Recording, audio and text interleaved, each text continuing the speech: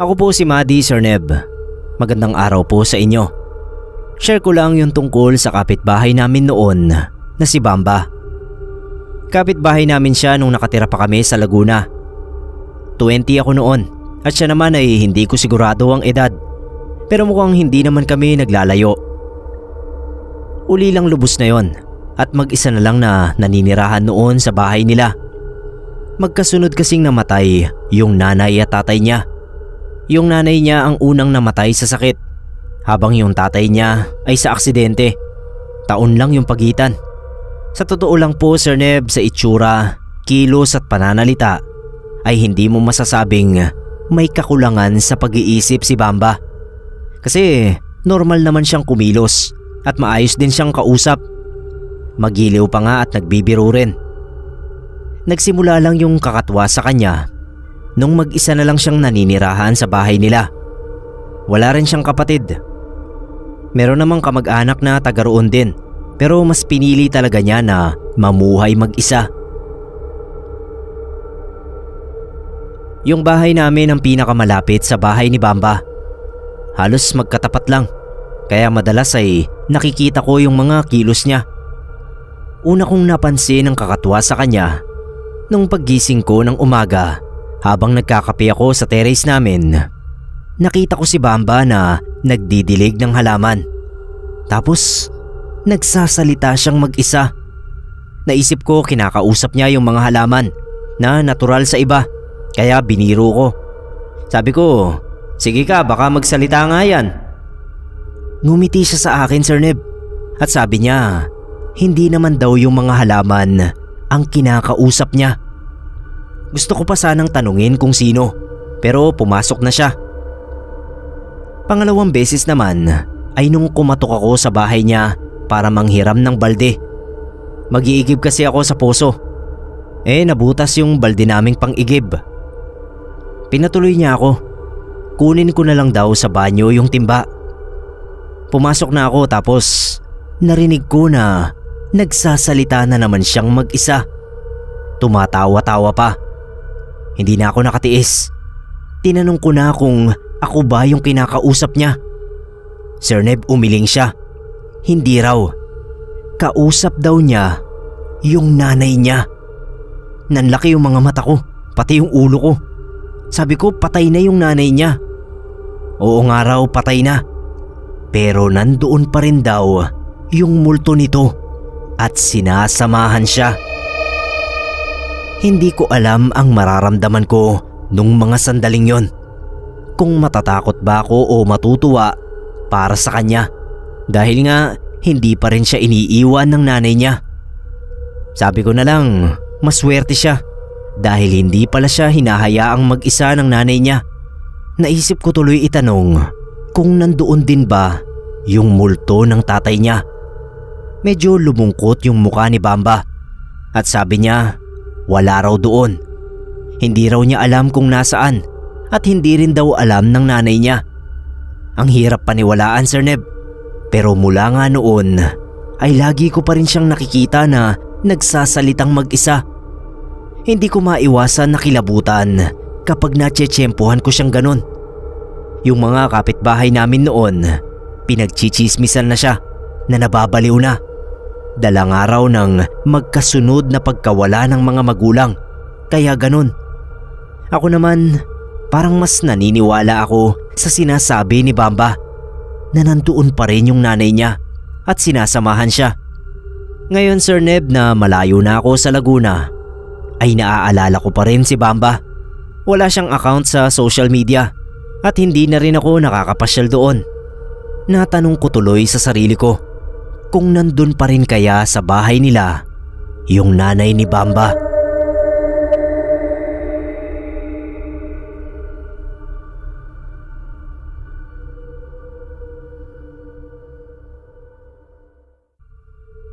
Magandang umaga po sa inyo, Sir Nebkero. Itago niyo na lang po ako sa pangalang Charles. Ang kwentong ibabahagi ko sa inyo ay karanasan ng tatay ko noong mga bata pa kami ng mga kapatid ko. Sir Neb, kadalasang biruan na sa social media na hindi raw kumpleto ang kabataan ng isang Pinoy kung hindi ng babae yung tatay nila. Sa kaso ko ay masasabi kong kumpletong-kumpleto ang kabataan ko dahil ng babae talaga si Papa. Hindi lang isa, kundi 2 beses pa. Saksi kami noon kung paano sila mag-away ni Mama. Kung paano siya batuhin ni Mama ng sayote na pangsahog sana sa pansit. Dahil birthday ko nung magkabistuhan sila. Nag-iiyakan kami noon dahil nakakatakot yung away nila. Kaya yata takot ako sa mga away-away na yan. Dahil nga sa nakita ko sa kanila noong bata pa ako. Yun na yung pinaka malalang away ni na Mama at Papa nang dahil sa pambababae. Pagkatapos kasi noon ay nagtinuna si Papa. Hindi dahil sa gusto niyang ayusin ang pamilya namin, kundi dahil natakot siya sa aswang. At pakiramdam daw niya noon ay sign na yon para magbago siya. Okay nga kung hindi pa nabigyan ko noon ng sign, hindi magbabago. Hanggang ngayon tuloy ay medyo naaasar pa ako kay Papa. Sa kwento noon ni Papa, pagkatapos nilang mag-inuman sa birthday ko, ay matutulog na sana siya. Nairaos pa rin naman yung birthday ko kahit nag-away sila ni Mama noong maaga pa. Pinagalitan sila ni na Lolo at sinabihan na umayos sa harap ng mga bisita at maawa naman sa akin dahil nga birthday ko. Kaya ayun, hindi sila nagkikibuan pero tuloy pa rin ang celebration ko. Nag-inom na lang sila Papa at mga tito at ninong ko hanggang sa magkasawaan sila noong gumabi. Matutulog na nga raw sana si Papa doon sa sala kasi ayaw niyang tumabi kay Mama. Kaso gising pa pala si Mama at naglilinis sa kusina. Natakot daw si Papa na baka habang natutulog siya ay saksakin na lang siya bigla ni Mama. Kaya lumabas siya para pumunta sa kabit niyang si Rosana. Astig din yan si Rosana. Nagpe-prepare pala para sa licensure exam ng mga teacher. Yun yung time na yon. Pero kumabit sa tatay ko. Saan ka pa? Tapos taga kabilang kalye lang namin. Iisang barangay kami niyan. Pero ganoon ang ginawa. Ang angas talaga. Anyway, pupuntahan nga dapat siya ni Papa. Kesyo makikipaghiwalay na raw. Tapos habang naglalakad daw si Papa, meron siyang narinig na parang maliliit na bato na nagsisigulong. Nagpalinga-linga raw siya. Pero since gabi na, ay hindi niya maaninag kung saan nanggagaling yung tunog. Nagpatuloy na lang siya sa paglalakad hanggang sa may makita raw siyang figura na nakakuba. Hindi niya sigurado kung lalaki o babae. Nasa gilid daw ng kalsada at parang may inaabangan. Hindi pinansin ni Papa. Total naman daw ay nasa magkabilang side sila. Noon daw malapit na siya doon sa figura, ay napansin niya na nakaunat ang isang kamay nito at parang pumipitik-pitik yung mga daliri. Nag-i-snap, parang ganon. Nung time na yon ay naririnig pa rin daw ni Papa yung paggulong ng maliliit na bato. Tapos nung halos ilang hakbang na lang ang layo niya roon sa tao, ay nakita niya yung mga bato na gumugulong mula sa kabilang kalsada papunta sa kabila pa. Tapos ay babalik doon sa pinanggalingan ng mga yon, which is sa may paanan noong figura. Sa tuwing pumipitik daw yun, ay gumugulong yung mga bato. Parang hinihila at tinutulak lang daw niya. Nagdalawang isip na raw si Papa kung tutuloy pa siya kina Rosana. Hindi niya raw alam kung anong klaseng nilalang yung nasa harapan niya kasi hindi naman niya makita yung kabuuan noon. Napakurap lang saglit si Papa ay nawala na raw yung figura sa harapan niya. Kinabahan na siya ng husto at dumiretso na sa paglalakad. Inisip na lang daw niya na epekto ng alak ang nakita niya. Kaso habang naglalakad naman daw siya ay biglang lumakas yung ihip ng hangin at nakakarinig siya ng mga tunog na parang malalaking pakpak na pinapagpag. Pagtingala raw niya sa harap ay may malaking ibon na pasalubong sa kanya. Nakaunat pa raw yung mga paa at parang sasaklutin siya. Doon na raw nawala yung lasing ni Papa. Noong malapit na sa kanya yung ibon ay dumapa na lang siya sa lupa. Nagsisigaw raw siya ng saklolo noon pero walang dumating para saklolohan siya. Tinansya niya kung saan ang mas malapit na puntahan. Kung didiretso pa raw ba siya kay Rosana o uuwi na lang. Mas malapit na raw siya kina Rosana. Pero bigla niyang naisip na papaano kaya kung mapatay siya noong malaking ibon. Mamamatay raw siya na may samaan sila ng loob ni Mama. Kaya pagapang na lang siyang bumalik sa bahay. Para daw siyang pinaglalaruan noong ibon. Dahil sa tuwing tatangkain niyang tumayo ay bigla yung bababa na parang sasaklutin siya.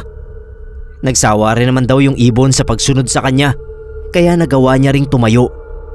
Kaso nung nakatayo na siya at tumatakbo na, ay nakarinig na naman siya ng gumugulong na bato. Binilisan na lang niya yung takbo hanggang sa makauwi. Umaga ko na nalaman yung naranasan ni Papa. Tawa kasi ng tawa si Mama, kaya nagtanong na kami ng mga kapatid ko. Yun nga raw, hinabol ng aswang si Papa. Ang alam ko nag-away pa rin sila dahil doon, pero hindi na kasing lala ng away nila noong nagdaang araw. Pinagbibintangan kasi ni Papa si Mama na ito raw yung aswang. Hindi na nabigyang linaw kung sino yung humabol kay Papa. Pero salamat na rin sa kanya dahil ginost na ni Papa si Rosana at hindi na siya muling ng babae.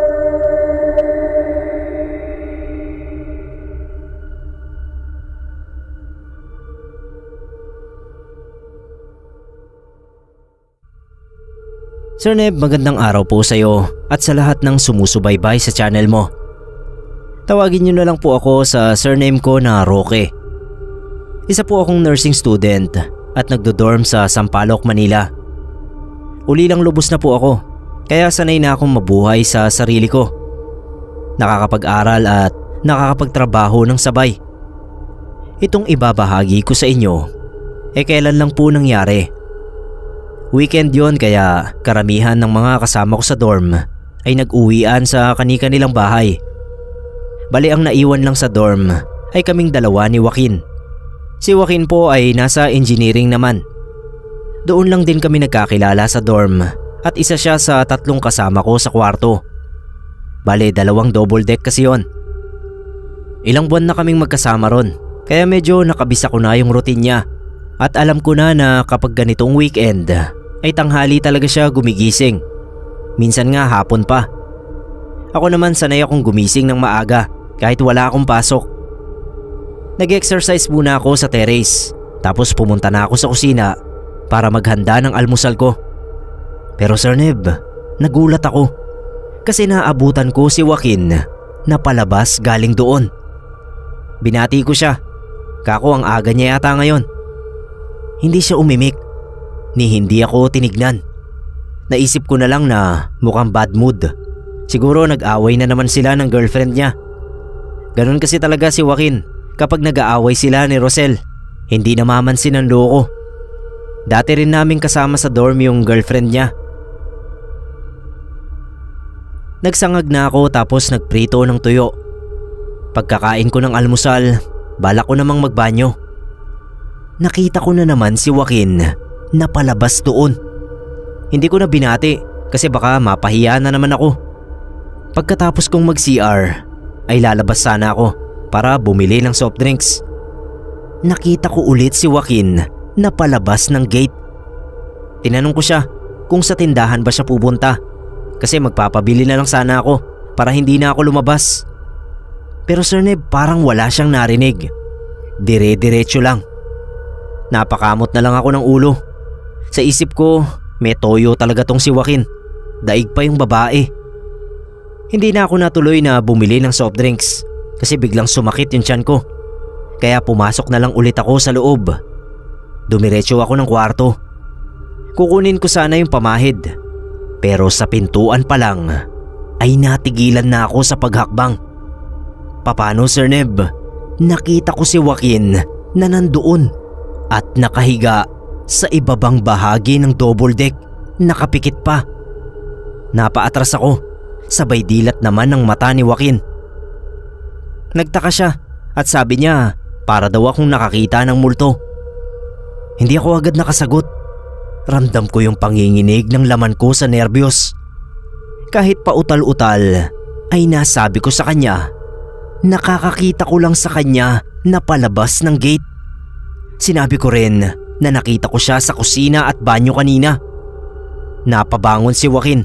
Paano raw mangyayari yon? Ngayon pa nga lang siya gumising, magmula kagabi. Binalik-balikan ko sa isip ko yung mga pangyayari. Hindi naman ako pwedeng magkamali. Siya talaga yung nakita ko ng 3 beses kanina. Yung pananakit ng tiyan ko, Sir Neb, ay napalitan ng sobrang nerbiyos. Pinapasok na niya ako sa kwarto at wag ko na raw iisipin. Baka napaglaruan lang ako ng masamang espiritu sa loob ng dorm. Dahil sa pangyayaring yon ay nagkaroon na ako ng takot na kumilos sa dorm. Pero hindi naman ako makalipat sa ibang dorm kasi wala akong makita na mas mababa ang renta kaysa dun. Medyo mahigpit kasi yung budget ko. Mahirap talaga pag solo flight ka lang sa buhay, kaya no choice ako kundi ang manatili sa dorm. Pero yun lang naman ang naranasan kong kababalaghan. Hindi na nasundan at sana nga po ay hindi na masundan.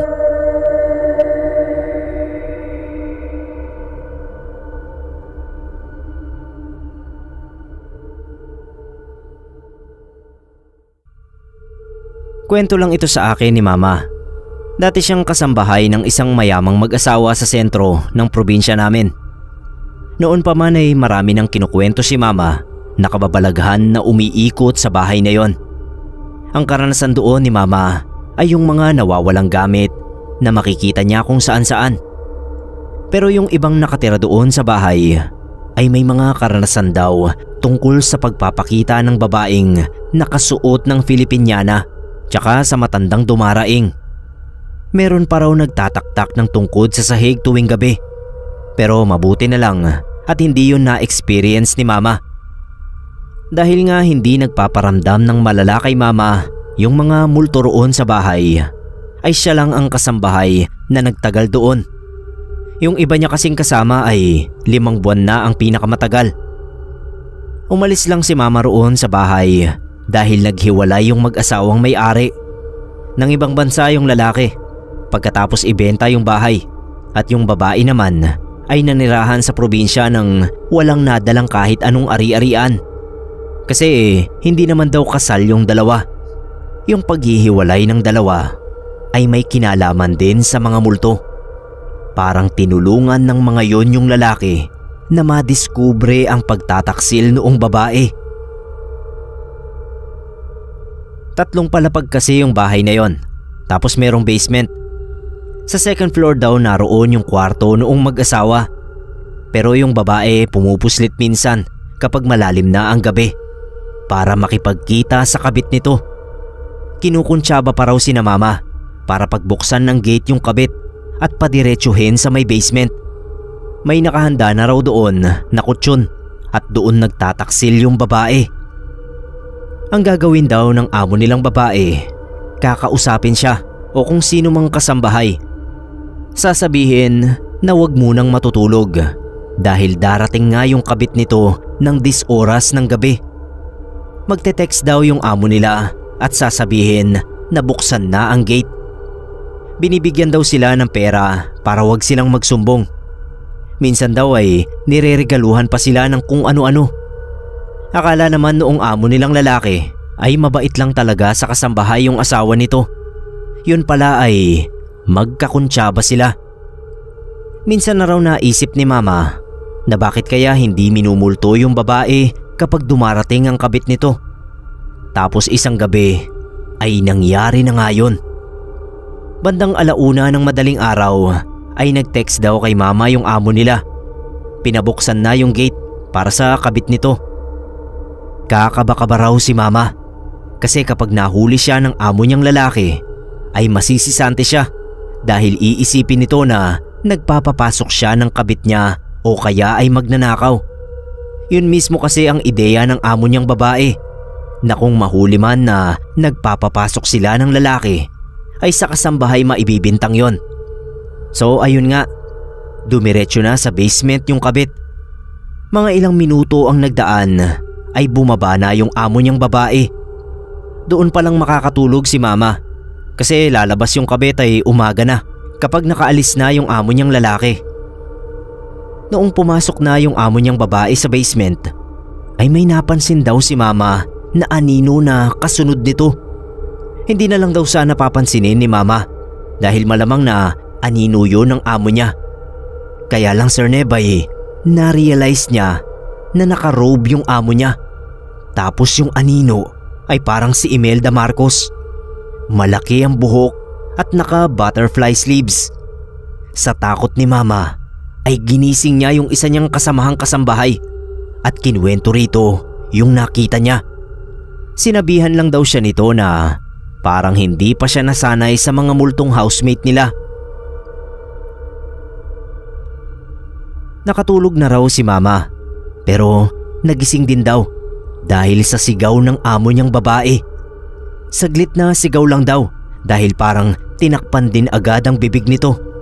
Pero sapat na para magising silang lahat sa bahay. Nagising nga pati yung amo niyang lalaki at bumaba. Huling-huli sa akto yung amo niyang babae na palabas ng basement. Kaya yung amo niyang lalaki ay pumasok doon para tignan kung anong ikinasigaw ng asawa nito. Hindi raw siya mapigil noong babae, kaya nakita roon yung kabit. Ayon Sir Neb at nagkagulo. Kahit anong alibay noong babae ay hindi tinanggap noong lalaki dahil may hinala na pala talaga ito na nanlalalaki yung asawa niya. Wala lang siyang katibayan. Kaya raw pala sumigaw yung babae ay dahil habang nasa ibabaw ito nung kabit ay may nakita siyang matandang naka-Filipinyana na nanonood sa kanila habang nanlilisik yung mga mata. Bigla pa raw lumapit yung matanda at aktong kakalmutin yung babae, kaya ito napasigaw. Yun naman daw kabit nito ay bigla na lang napahawak sa leeg na parang hindi makahinga. Tapos sa anino ay nakita noong babae na meron ngang lalaking nakasakal dito. Napatakbo sa labas yung babae, kaso ay nasa lubong nga ang asawa nito na siya namang nakakita doon sa hubot-hubad na kabit na parang lambot na lambot pa raw. Sir Neb, tinangka pa talaga noong babae na ipasa kina Mama ang sisi. Na isa raw kina Mama at isa pang kasambahay ang kabit noong lalaki sa basement. Ang kaso ay hindi nga naniwala yung amo nilang lalaki, kaya pinalayas ito. Pinaalis din sina Mama dahil nga nakipagsabwatan sila roon sa amo nilang babae.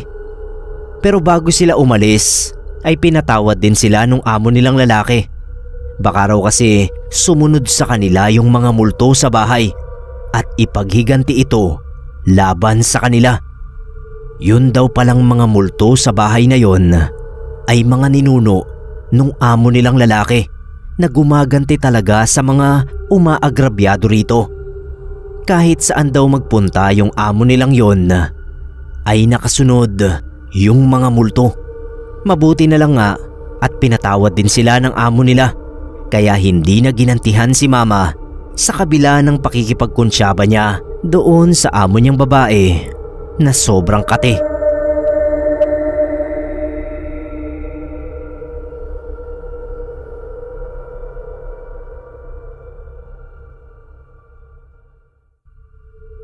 Magandang umaga po sa lahat. May kwento po ako na hindi ko rin maipaliwanag sa sarili ko. Sir Neb, ako po si Zari, 31 years old. Lahi po kami ng may mga third eye, kung naniniwala po kayo dito. May mga kamag-anak po ako na malakas ang third eye tulad ng lolo at lola ko at yung isang kapatid ng mama ko. Pero kaming magkakapatid, mahihina lang naman yung sa amin. Ang kaya ko lang pong makita ay yung mga pangkaraniwang multo, pero yung iba't ibang nilalang ay hindi po. Ang ikukwento ko po sa inyo ay yung nakakatakot na pangyayaring naranasan ko dahil sa third eye ko na ito, at ito rin po ang naging dahilan kung bakit nawala yung third eye ko. Mula pa pagkabata, nakakakita na po ako ng multo. Siyempre nung bata pa ako, takot na takot talaga ako kapag nakakakita ako. Umiiyak talaga ako sa mama ko. Pero habang lumalaki ay unti-unti na ring nawawala yung takot ko. Maaga po kaming naulila sa mga magulang. Si Papa po ay sanggol pa lang ako. Si mama naman nung graduating ako sa elementary. Nung nagdalaga na ako, doon ko na naranasan yung pinakahuling beses na nakakita ako ng multo. Noon lang talaga naging matindi ang takot ko sa multo. Una ko yung nakita sa ospital kung saan dinalaw ko yung kaibigan kong may sakit. Gabi yon, mga 6:30. Isang matandang babae na naglalakad sa labi ng ospital. Unang tingin pa lang, alam ko na agad na isa yung multo. Nakaramdam ako ng takot nung tumingin siya sa akin. Kalimitan ng multong nakikita ko ay hindi naman tumitingin sa akin.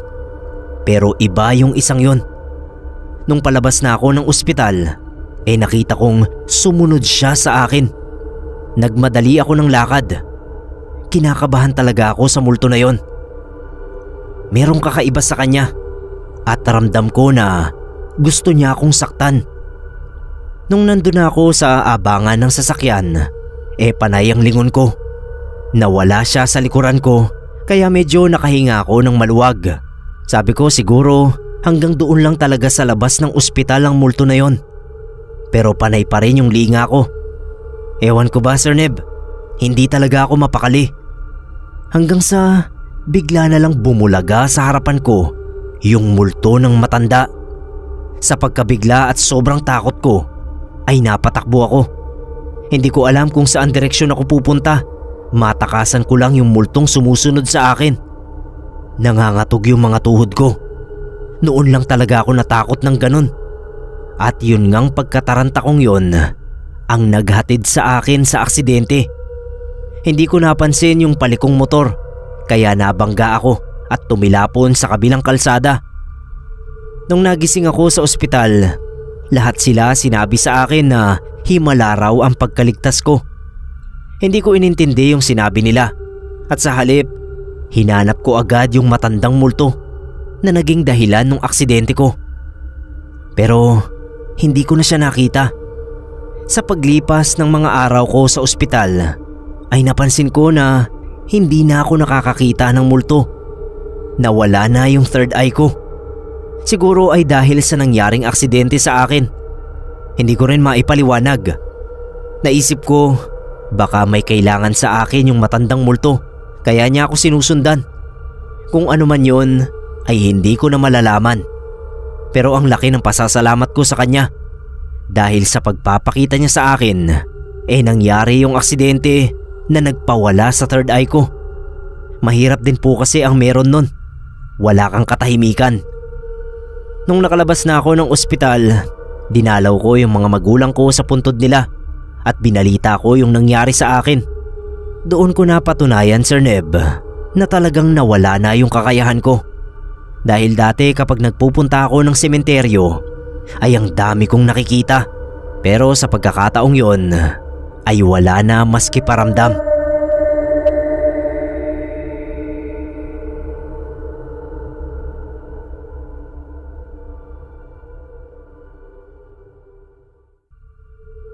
Magsishare po sana ako ng kwentong kulam sa inyong channel. Tungkol po ito sa pinsan ni Papa na pakitago na lang natin sa pangalang Tito Nolan. Matandang binata po si Tito, pero ang sabi ni Papa, noon daw kabataan nito ay napaka-babaero ni Tito. At yung pagkababaero niya ang naging ugat kung bakit matandang binata siya ngayon.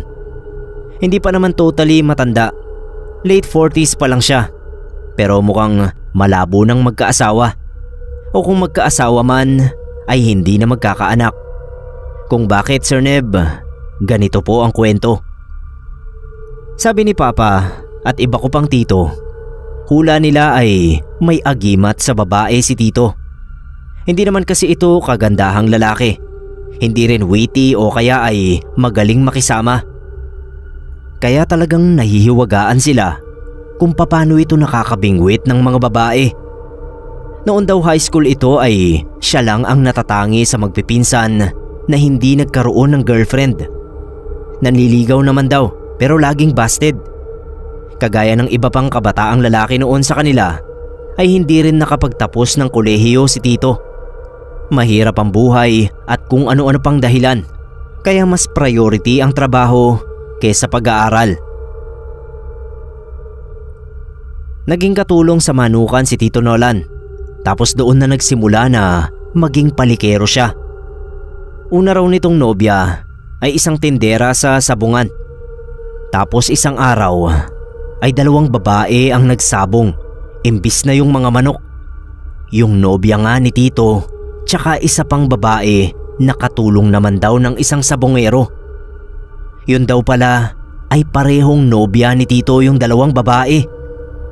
Doon na nga nagsimula na maging palikero si Tito Nolan. As in, nag-aaway-away daw yung mga babae niya dahil pinagsasabay-sabay niya.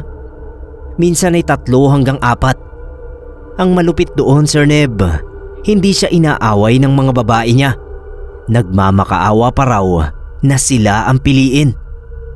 Ang masaklap pa raw kay Tito Nolan, hindi pa siya nakontento sa mga nobya niyang dalaga. Naging kabit pa raw ito ng isang mas nakakatandang babae na may-ari ng tindahan ng damit sa palengke.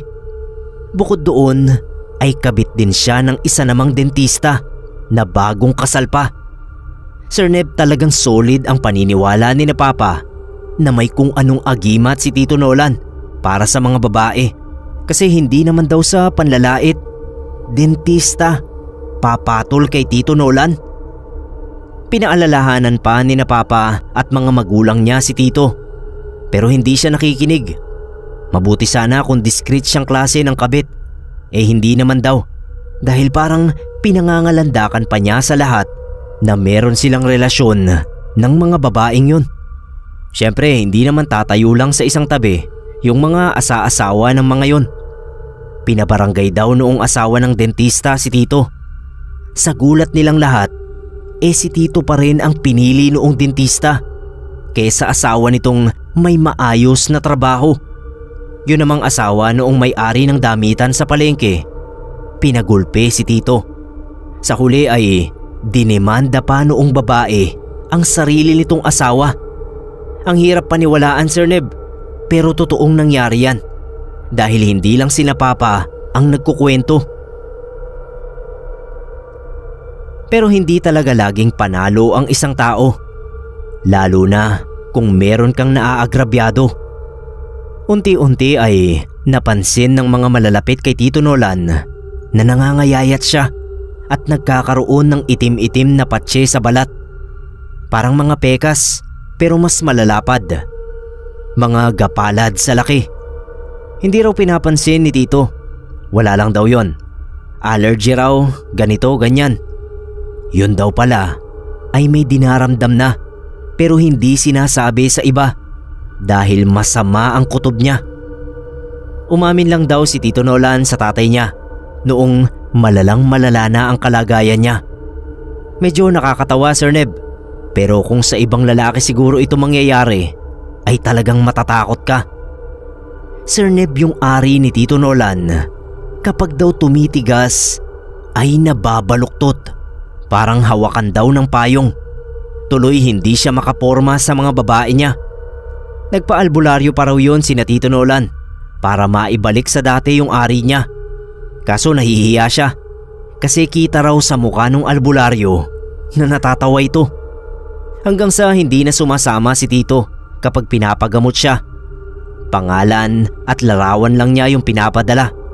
Pero kahit anong gawin nila ay hindi siya mapagaling. Siyempre pa nawala yung mga babae ni Tito. Yung mga naging kabit niya, naging okay uli ang pakikisama sa mga asawa. Nang ibang bayan daw si Tito sa pag-asa na makahanap ng makakatulong para maibalik sa dati yung ari niya. Yung mga patse niya sa katawan ay nawala, pero yung sa ari niya ay hindi na gumaling.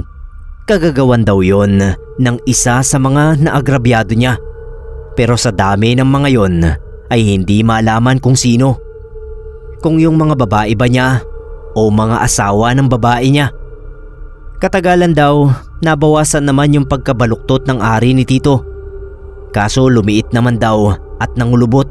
Hindi na nga raw malaki noong normal pa, ay mas lalo pang lumiit. Para ng pambata. Ang sabi raw nung isang kinonsulta ni Tito Ang nagpakulam daw sa kanya ay may maigting na pagnanais na mawala ang kaligayahan niya, parehong sa buhay at sa kama. Sino pa nga naman ang magiging masaya kung ganoon ang kalagayan? Hindi na siya makakabuo ng pamilya dahil imposible nang ma-shoot yung kanya. Noon daw nagsisi si Tito sa mga kalukuhan niya. Nagsisi rin siya na kahit isa man lang ay hindi siya nagkaroon ng anak para may makasama siya sa pagtanda. Sa ngayon po, Sir Neb, ay walang sariling pamilya si Tito. Nakatira siya sa bahay ng kapatid niyang panganay kasama yung pamilya nito. Hindi na rin siya makalikot sa mga babae kahit may ilan na parang interesado sa kanya. Nahihiya na raw kasi dahil nga sa kondisyon niya.